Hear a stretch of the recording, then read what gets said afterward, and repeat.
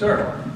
Hi, thank you very much for being here. My name is Bill Rivers. I'm a student of Penn. There's a bunch of Penn students here. I don't disagree with anything that you said, but I did have a question. Here in the West, we tend to think that the human person, human nature, which is immutable, unchangeable, a real thing. At least here in the West, we think that it tends to want to be free and to want to comport itself with an understanding of freedom that is kind of anchored in a Judeo-Christian sense. So, if that's true, then shouldn't the people in the Middle East, who are also human beings and who we think have that latent desire, see and then form and react to that same desire and have that in the absence of overbearing authoritative pressure to the contrary? And if it's not true, then don't we have a bigger problem in that one of our central tenets appears to be mistaken? If these people don't have that same kind of deep development desire, does that make sense? Is there a cross-civilizational contradiction here? And is there a way to rectify it? Well, that's an extremely good question. You know, the Declaration of Independence speaks of these principles as being self-evident. But they're only self-evident to those who understand the terms of the proposition. If you don't have a vocabulary in your own culture to understand these self-evident propositions, you can't accept them. Now, in Arabic, there were no words for conscience, for secular, for democracy. There is, of course, no freedom of conscience in Islam. And you might ask yourself, how can you have freedom of something for which you don't even have a word? The sanctity, there is a word, damir, for conscience that they use now, but that's not what the word originally meant. And they have neologisms for secular and democracy and so forth, but none of them are indigenous to Arabic. The central, I would say the foundation of Western democracy is in Genesis, that we are made in the image and likeness of God. What is that image and likeness? Well, it's reason, it's free will, it's the ability of our minds to know the difference between right and wrong, and the freedom of our wills to choose between them. These are essentials. If I were to make the statement to a Muslim that you are made in the image and likeness of God, it would immediately be accused of blasphemy. I was at an iftar dinner a couple of years ago, an interfaith kind of thing, and a Baptist minister got up and said, "Here we are all together, what a wonderful evening. We are all children of God, made in His image and likeness." Very wonderful. A Jewish rabbi got up and said the same thing. Then the imam got up and said some warm and fuzzy things, and of course he didn't say that. So I prodded him after the dinner, and I said, "Imam, I noticed you didn't say we're all made in the image and likeness of God." And he blanched. He knew, the one little thing they don't want to have heard or said is precisely that it is blasphemous to suggest that a human being is made in the image and likeness of God. Now, if you're not made in the image and likeness of God, tell me what the source of sovereignty is in Islam. Sovereignty in Islam is God's alone. Man, there is no basis for man's sovereignty. It simply doesn't exist. It was very interesting when this Islamist in Egypt, who was elected to the parliament, made the statement, well, what's left to legislate? We've got the Quran, we have God's legislation. What's left to legislate? It's God who tells us what to do, not man.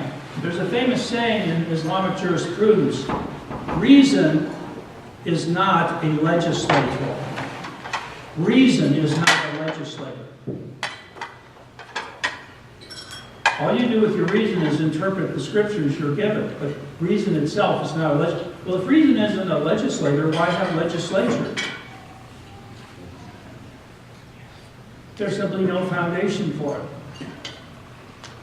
I mean, if we had time, I could go into detail of the many, the thesis of my book, by the way, I can put in one dense sentence.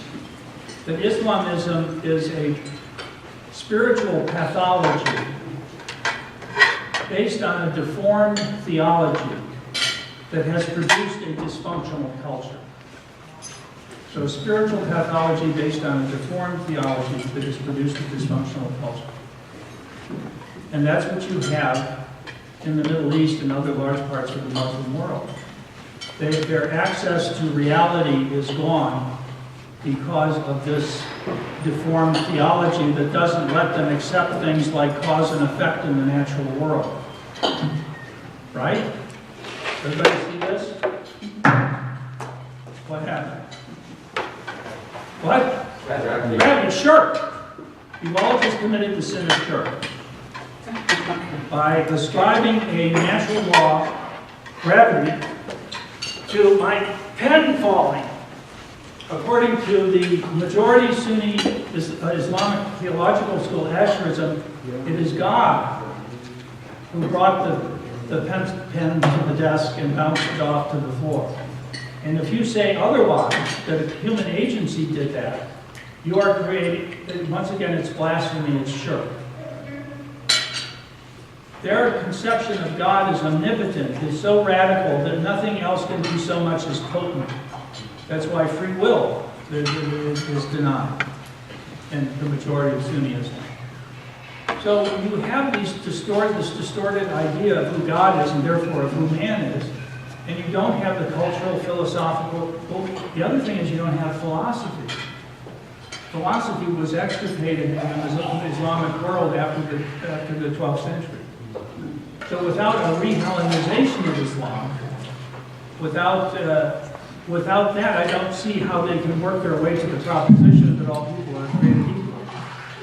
I'm sorry I've gone on too long, but I'll just close by this. On next week, I will be with a group of Arab Muslim intellectual reformers. And this is another kind of work I do with the Westminster Institute, working with the Muslims who would agree with absolutely everything I said here tonight, and of their need to reformulate their theology. I'll close with this one sentence. It's more than a sentence from a theologian, Abdul Karim Sarouche, who is a Shiite. But nonetheless, his statement applies to both. I'll just stop, Patrick, after this. Here, listen to this. You need some philosophical underpinning, even theological underpinning, in order to have a real democratic system. Your God cannot be a despotic God anymore. A despotic God would not be compatible with the democratic rule, with the idea of rights.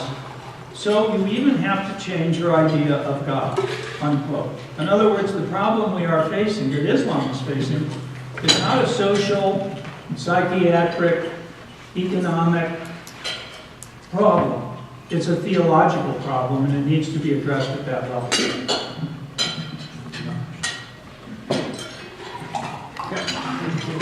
Is there any other questions?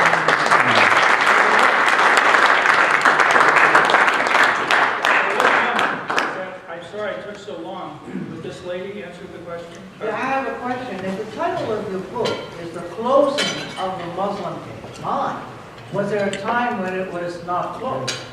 Yes. That was the great period when the Muslims were in Spain and so forth. Well, I don't know. There was a period of Hellenization in Islam in which they absorbed Greek philosophy, and they began a rational school of theology called the Mutazilites that lasted through 3 caliphs, with the great Caliph Al-Mamun, who was the greatest proponent of Greek thinking in Islam. And unfortunately, it was then suppressed in the middle of the 9th century by force. And the the Asherite school of theology was the beneficiary of that lost struggle. So many Muslim reformers say we've got to go back to the 9th century and take a look at this Mutazilite thinking. King Hussein of Jordan, in his last interview, was asked, did Islam take a wrong turn in the 9th century with the suppression of the Mutazilites? He answered, yes, absolutely. That is correct, and we have to repair that damage. Thank you.